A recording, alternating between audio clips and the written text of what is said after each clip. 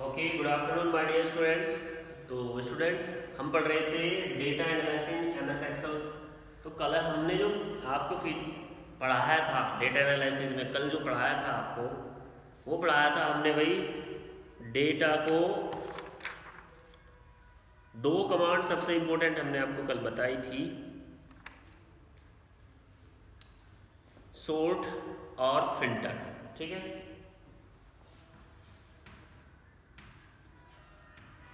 Sort और filter.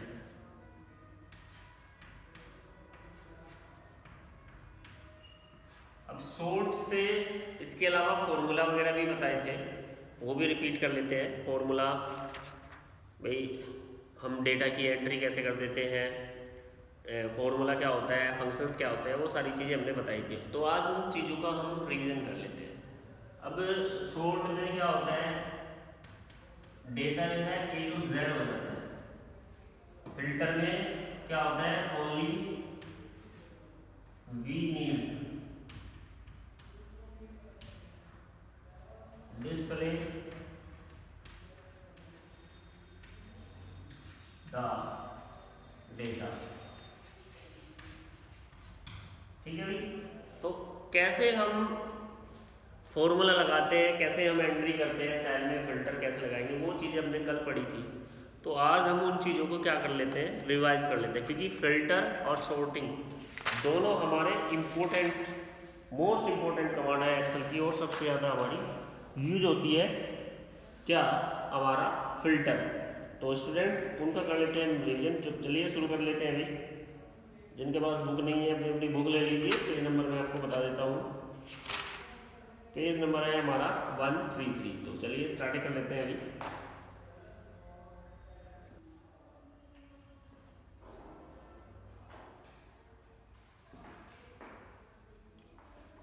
Okay, good afternoon my dear students, class 10। तो students हमारा चल रहा है data analysis in MS Excel, यानी कि हम एमएस एक्सेल लास्ट क्लास में भी हमने पढ़ा, इस क्लास में भी हम एमएस एक्सेल पढ़ रहे हैं, लेकिन कुछ इसके एडवांस फीचर्स जो हमने लास्ट ईयर नहीं पढ़े। तो चलिए बात कर लेते हैं entering and editing data in spreadsheet. अगर हमें डेटा एंटर करना है स्प्रेडशीट में, ठीक है, कैसे उसमें एडिटिंग करनी है वो कैसे करते हैं। तो सबसे पहले मैं स्प्रेडशीट बना देता हूँ एक।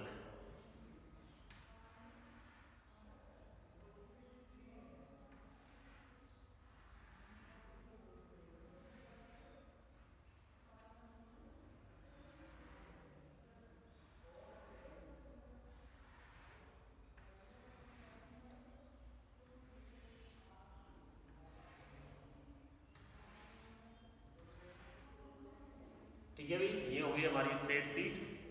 हॉरिजॉन्टली हमारी होती है रोज, आपको कल भी बताया था, आज फिर बता देते हैं। ऐसे होते हैं हमारे कॉलम्स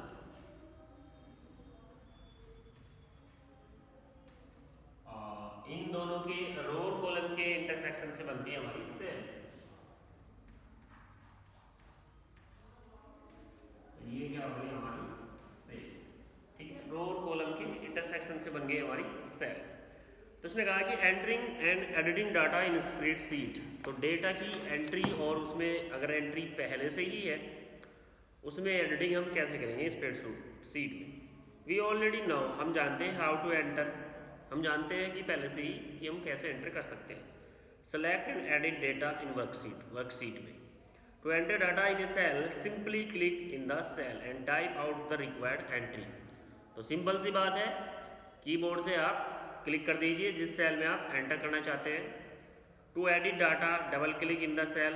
अगर आप किसी सेल में डेटा पहले से ही लिखा हुआ है, उसको एडिट करना है, तो क्या कर देंगे, डबल क्लिक। सपोज दैट मुझे इस सेल में एंट्री करनी है, तो मैं इस पर एक सिंगल क्लिक कर दूंगा और लिखना स्टार्ट कर दूंगा।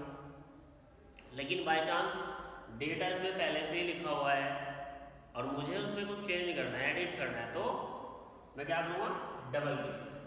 तो डबल क्लिक से क्या हो जाएगा, एडिट हो जाएगा। तो आप जो चाहे चाहे उसमें कर सकते हैं।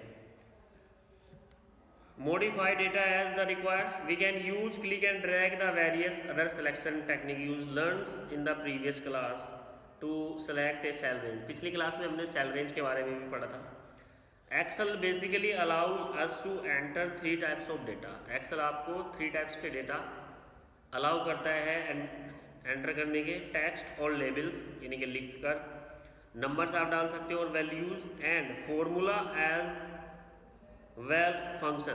फॉर्मूला आप लगा सकते हो, उसमें एडिशन करना हो, सब्ट्रैक्ट करना हो, मल्टीप्लिकेशन जो भी आपको करना है तो वो आप फॉर्मूला और फंक्शंस आप उसमें लगा सकते हैं. Let's have a quick review of these types here. तो चलिए एक छोटा सा रिव्यू देख लेते हैं कैसे हम करते हैं. नंबर और values. Spreadsheet basically contain large amount of numerical data. Spreadsheet जो है सबसे ज़्यादा अगर कलेक्शन करता है डेटा का तो वो न्यूमेरिक डाटा होता है, नंबर्स वाला 1 2 3 4.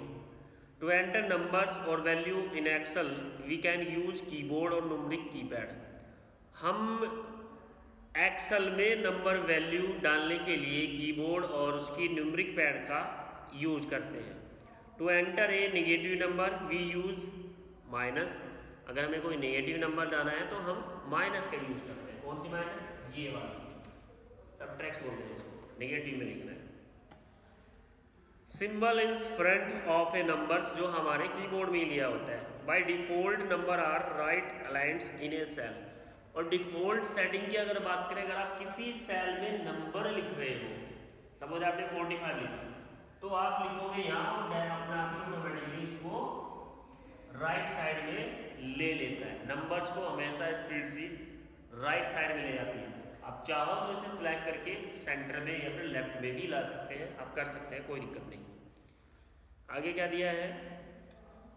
ए decimal point can be use to display the fraction number. Decimal point का यूज हम फ्रैक्शन नंबर्स के लिए करते हैं. A comma can be use to as a separate for numerical value in thousand. अगर हम कोमा यूज लगा रहे हैं तो 1 10 100 थाउजेंड्स कोमा लगा देते हैं कि भाई ये थाउजेंड्स वाली वैल्यू है. 100,000 ETC. तो इस तरह की वैल्यू जब हम लिखते हैं, डिजिट की बात कर रहे हैं, ये तो उसने वर्ड में लिखा है. डिजिट में अगर हम कोई नंबर्स लिख रहे हैं वो 1000 और 10,000 तक जा रहा है तो उसमें क्या है, हम कोमा का यूज कर लेते हैं. In worksheet display the financial information. Worksheet में हम फाइनेंशियल इंफॉर्मेशन भी एंटर कर सकते हैं. Numbers can be prefix with the dollar sign. और नंबर को हम प्रीफिक्स कर सकते हैं डॉलर का साइन लगा करके. Which other currency symbol. इसके अलावा या फिर कोई और दूसरी करेंसी का सिंबल अगर हम लगाना चाहते हैं तो भी हम लगा सकते हैं. Date and time can be also enter in the sheet. इसके अलावा डेट टाइम अगर आपको एंटर करना है सीट में तो आप वो भी कर सकते हो. But number are interpreted as date only. तो नंबर क्या है, इंटरप्रेटेड होनी चाहिए, अपडेटेड होनी चाहिए. If enter in the American date format such as MMDD year ETC. अगर हम अमेरिकन फॉर्मेट की बात करें डेट की तो उसमें होता है MM. ये फॉर्मेट है भाई अमेरिका का, MMDDYY. इसका मतलब ये है कि ये मंथ पहले लेता है. जैसे कि आज डेट क्या है, आज डेट सपोज दैट भाई आज डेट आपकी 01/5/21. तो ये 05 पहले लेगा और 01 बाद में, यानी कि मंथ को ये पहले लेता है. जो हमारा मंथ होता है उसको पहले लेगा, उसके बाद डेट लेगा और फिर उसके बाद ये ईयर लेगा. तो ये अमेरिकन फॉर्मेट है. डेट डालने का एक्सेल में आप इस फॉर्मेट से भी डाल सकते हैं. इसके अलावा इंडियन फॉर्मेट तो है ही हमारे पास अपना कुछ था, डेट DMMYY.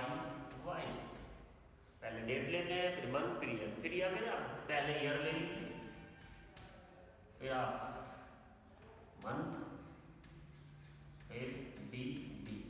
इतने सारे फंक्शन है, या फिर ईयर ले लीजिए, DDMM. इस तरह भी आपने तो बहुत सारे फॉर्मेट ऐसे हैं एक्सेल में जिनकी हेल्प से आप डेट का फॉर्मेट, जो डेट डालने का फॉर्मेट है वो अपने हिसाब से चेंज उसको कर सकते हैं. आगे क्या दिया है अभी?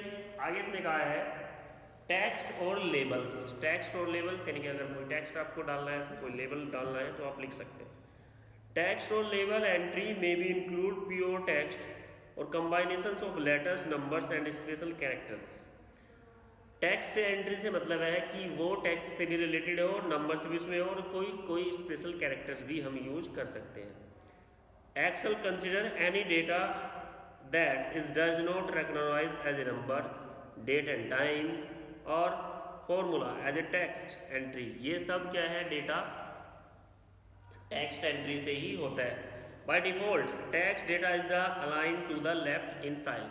अगर हम नंबर्स लिखते हैं वो हमारा राइट साइड में जाता है, लेकिन अगर हम अपना कोई भी टेक्स्ट लिखते हैं तो वो हमारा हमेशा लेफ्ट साइड में लिखा जाता है, उसको ऑटोमेटिकली वो लेफ्ट साइड में ही लेता है। नेक्स्ट क्या है,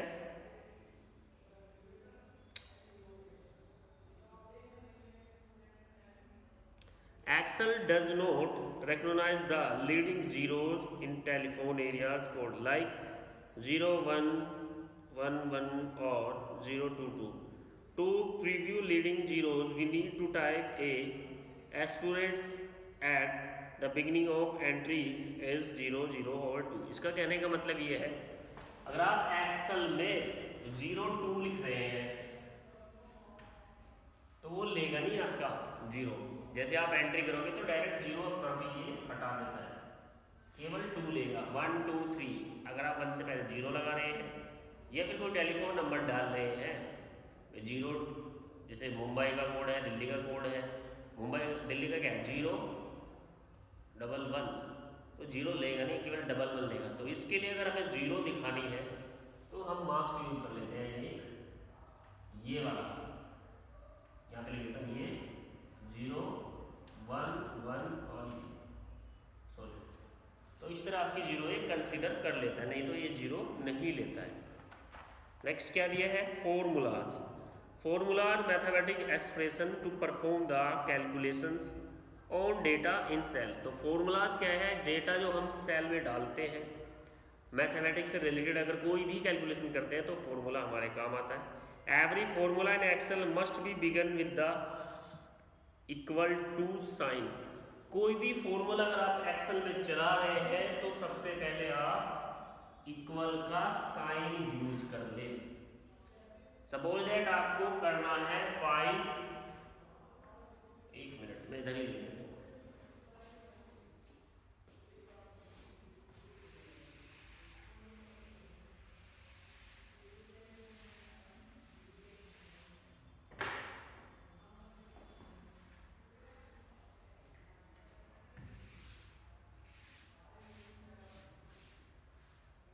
अगर आप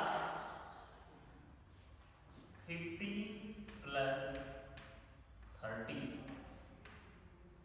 आपको इसका सम करना है तो आप क्या करेंगे, डायरेक्ट एक्सेल से फॉर्मूला लगाएंगे। पता तो आपको भी है 50 + 30 कितने होते हैं, लेकिन हमें लगभग हजारों कॉलम्स हैं हमारे पास जिनका हमें सम करना है और केवल सेल का एड्रेस देना है। तो जरूरी क्या है, सबसे पहले आप इक्वल का साइन लगाएंगे। क्या लगाएंगे, इक्वल का साइन। इक्वल 50 + 30 ये दे देगा आपको 80। ठीक है, तो इस तरह आप कोई भी फॉर्मूला लगा लीजिए, चाहे सबट्रैक्ट कर लीजिए, चाहे मल्टीप्लिकेशन कर लीजिए, चाहे आप डिवाइड कर लीजिए। इक्वल का साइन अगर आपने लगाया है तो आपका फॉर्मूला चलेगा, एग्जीक्यूट होगा, कैलकुलेशन होगी। लेकिन अगर आपने इक्वल नहीं लगाया है तो आपका फॉर्मूला एग्जीक्यूट नहीं होगा। प्रैक्टिकली आप करके देखिएगा। For example, to add cell data A1, B1 and C1 to display the sum cell D1, we will write the formula is equal to A1 + B1 + C1 in the cell D1. Formula can be written using the both simple number and cell reference. तो cell reference से भी आप इसमें add या subtract कर सकते हो। Suppose that मेरा 50 लिखा हुआ था A में, A1 में, 30 लिखा हुआ था D3 में। इन दोनों को मुझे ऐड करना था।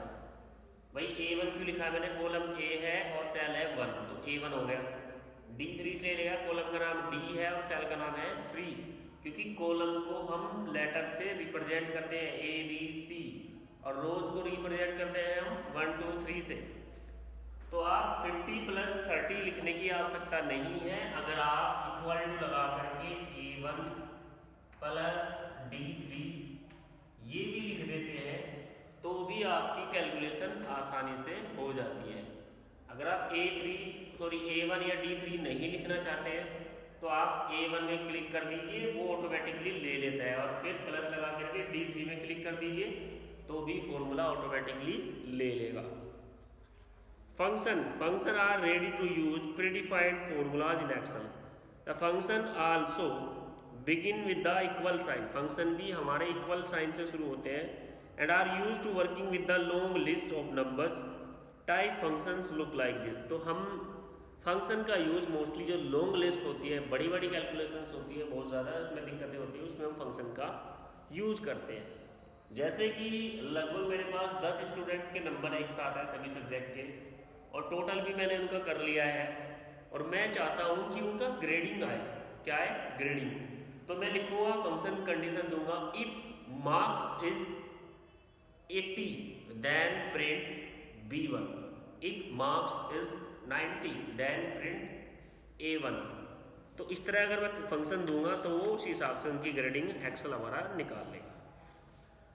तो फंक्शन दिए हैं, where sum is the function name followed by the brackets, the function sum up add up, list of the number values cell range A to A30 given the brackets separately by columns, maximum minimum average count difference and total today are other functions that we commonly use in Excel spreadsheet. तो बहुत सारे ऐसे functions हैं जो जिनका use करके हम बहुत सारी चीज़ें एक्सेल में करते हैं। जैसे एक फंक्शन के बारे में बता देते हैं, अगर मैंने सेल में टाइप कर दिया ब्रैकेट लगा करके टुडे,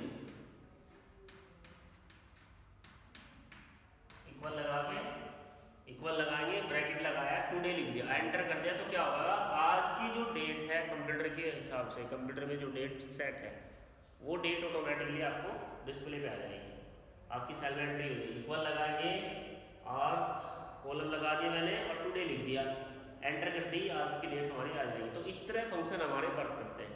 अलग अलग डिफरेंट चीज़ों को करने के लिए बहुत सारे फंक्शन हमारे पास एक्सेल में अवेलेबल है।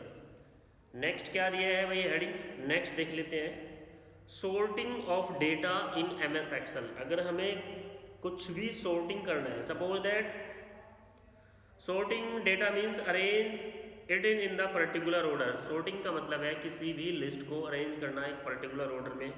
Arranging data in worksheet in the particular order like ascending और descending allow us to find the desired data entry quickly.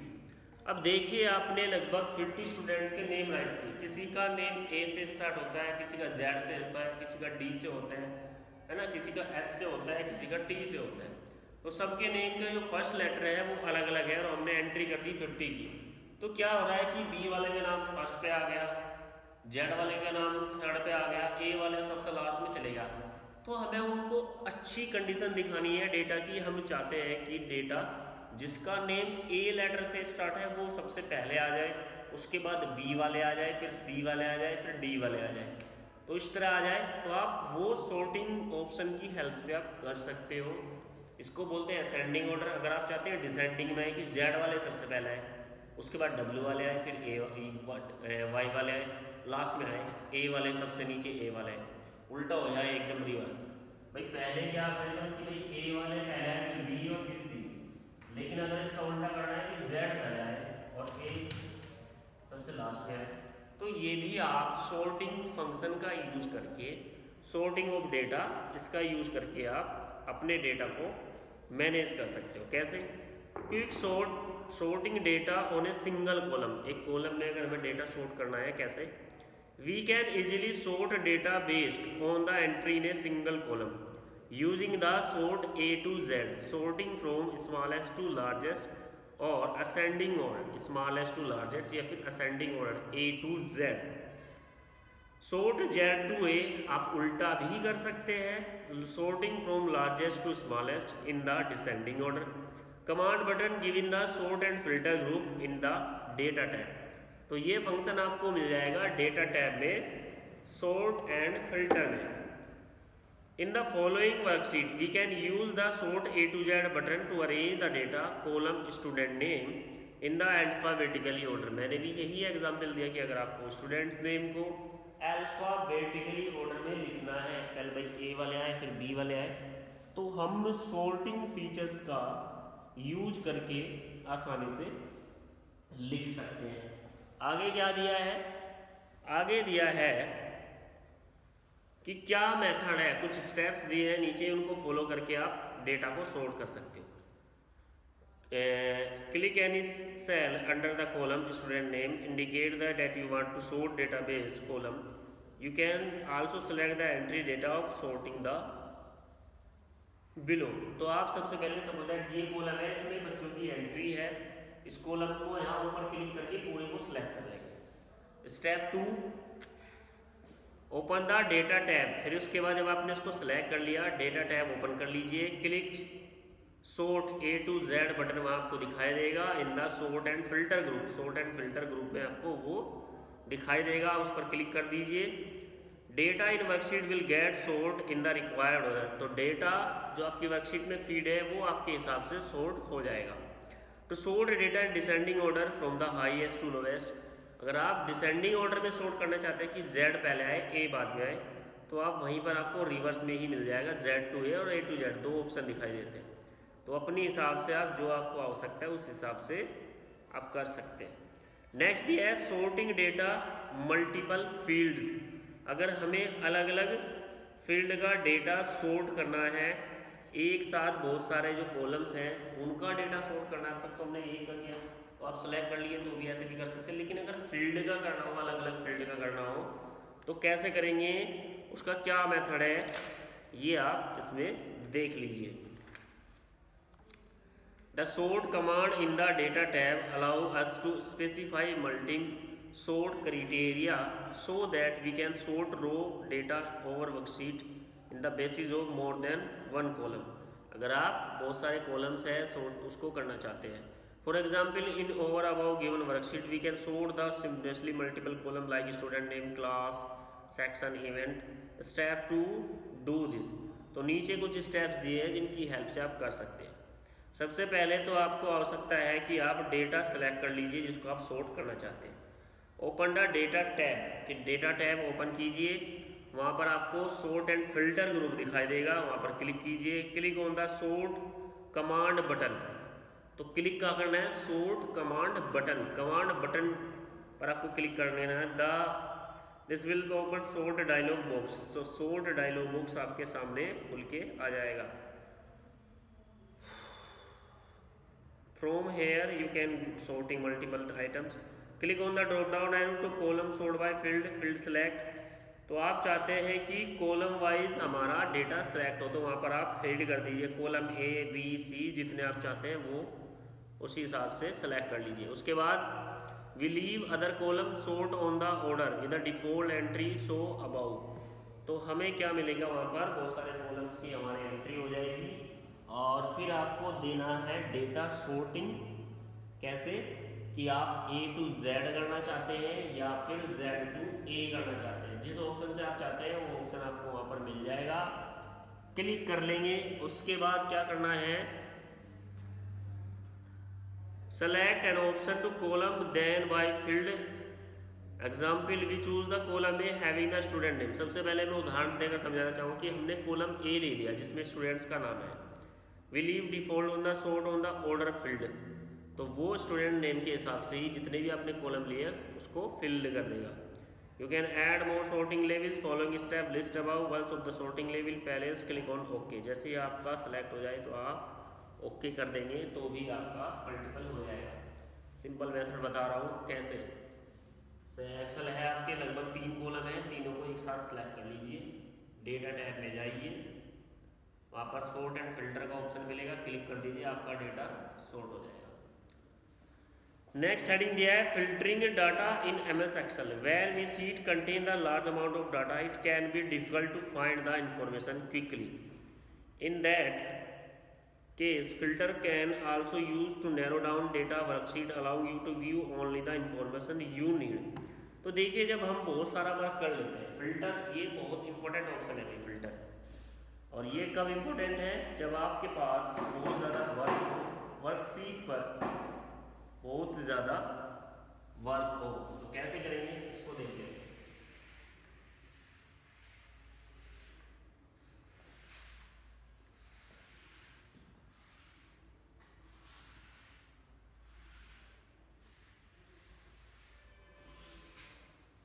Filter, मान लीजिए आपके पास 10 क्लास है, क्लास फर्स्ट भी है, इतनी बड़ी सीट है जिसमें क्लास फर्स्ट के 20 से 25 स्टूडेंट हैं, उनका नाम है। क्लास सेकंड भी है, थर्ड भी है, फोर्थ भी है, फिफ्थ भी है, सिक्स, इस तरह बहुत सारी क्लासेस आपके पास है।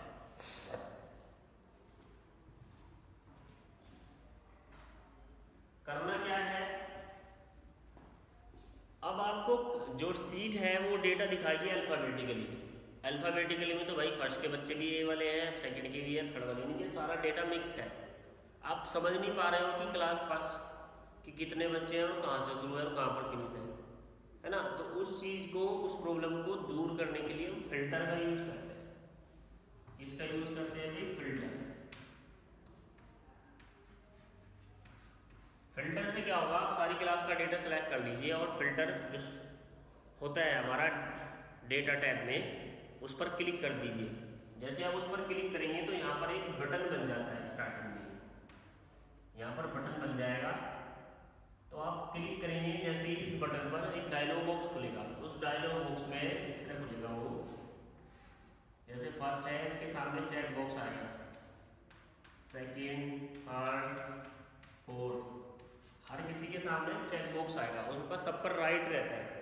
आप उस चेक बॉक्स में से सारे राइट हटा दीजिए और जिस भी क्लास को आप देखना चाहते हैं भाई, जैसे कि आपने फिल्टर लगाया बोर्ड पर, देखिए तो बॉक्स बना रहेगा, उसमें राइट का क्लिक हो जाता है, फर्स्ट भी दिखाएगा, सेकंड भी, थर्ड भी, फोर्थ भी, सारी चीज़ दिखा रहा है। हम चाहते हैं केवल फिफ्थ का देखना, हम डेटा चाहते हैं केवल क्लास फिफ्थ का देखना। तो इसके लिए क्या करेंगे, हम फिल्टर लगा देंगे। फिल्टर जैसे लगाओगे तो आप क्लास वाला जो कॉलम होता है हमारा, जिसमें first, second, third, fourth, fifth लिखा हुआ है, उसके ऊपर आ जाएगा वो बटन, उस पर आप क्लिक करेंगे। क्लिक करने से एक डायलॉग बॉक्स आपके सामने खुल के आ जाएगा। तो उस डायलॉग बॉक्स में सारी क्लासेस आपको दिखाई देंगी और उन सभी क्लासेस के सामने चेक बॉक्स होगा। चेक बॉक्स मतलब एक बॉक्स होगा, उसमें राइट का टिक लगा रहता है, उन सब का राइट का टिक हटा दीजिए और आपको देखना चाहते हो फिफ्थ, तो फिफ्थ के सामने राइट का टिक लगा करके ओके कर देंगे।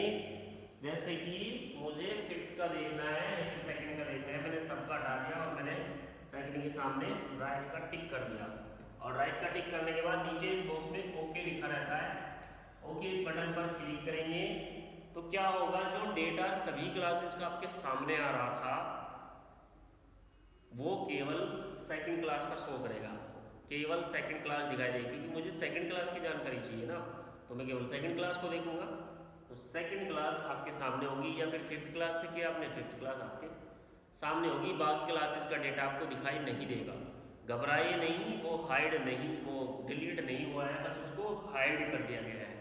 किसकी हेल्प से, फिल्टर की हेल्प से। तो फिल्टर क्या है ये देख लीजिए, when a sheet contain large amount of data, जब एक सीट बहुत सारा डेटा कंटेन करती है, it can be difficult to find information quickly, तो ये बड़ा डिफिकल्ट होता है कि कोई भी इंफॉर्मेशन हम जल्दी से ढूंढ पाए।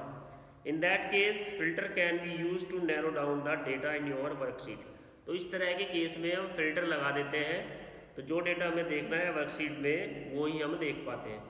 Only the information you need, जो आप इन्फॉर्मेशन चाहते हैं, जिसकी आपको आवश्यकता है, वही आप देख पा सकते हैं।